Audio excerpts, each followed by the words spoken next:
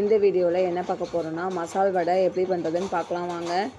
நான் வந்து ஒரு 1 hour வந்து கடலைப்பருப்பு வந்து ஊற வச்சுருக்கேன். நல்லா வாஷ் பண்ணிவிட்டு நல்லா 4-5 டைம் வாஷ் பண்ணிவிட்டு ஊற வச்சு எடுத்துக்கலாம்.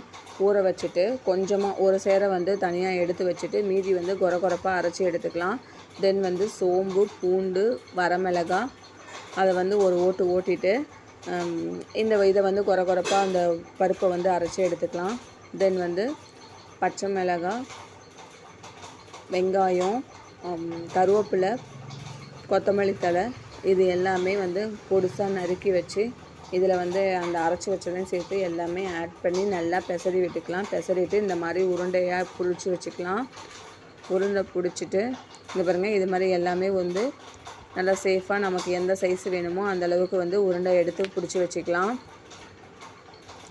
இது எல்லாமே நான் பெசர்னது வந்து என்னால் காட்ட முடியலை. நெக்ஸ்ட் டைம் வேணால் நான் ஃபுல் வீடியோ போடுறேன்.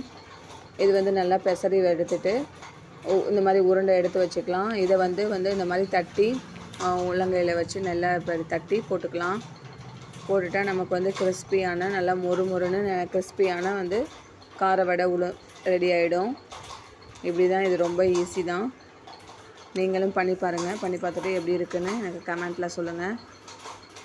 பாருங்கள், இப்போ எல்லாம் உருண்டை எடுத்து வச்சதை இந்த மாதிரி கொஞ்சமாக அப்படியே தட்டி போட்டுக்கலாம். பாருங்கள், நல்லா கிறிஸ்பியாக மொறுன்னு நல்லா டேஸ்ட்டாக இருந்துச்சு. ரெடி ஆயிடுச்சு நமக்கு. இதே மாதிரி நீங்களும் பண்ணி பாருங்கள். பண்ணி பார்த்துட்டு எப்படி இருக்குன்னு கமெண்ட்டில் சொல்லுங்கள். வீடியோ பிடிச்சிருந்தால் லைக் பண்ணி ஷேர் பண்ணி சப்ஸ்கிரைப் பண்ணிக்கோங்க. மகிழும் மனமும் நிறைந்திருக்கட்டும். தேங்க்யூ.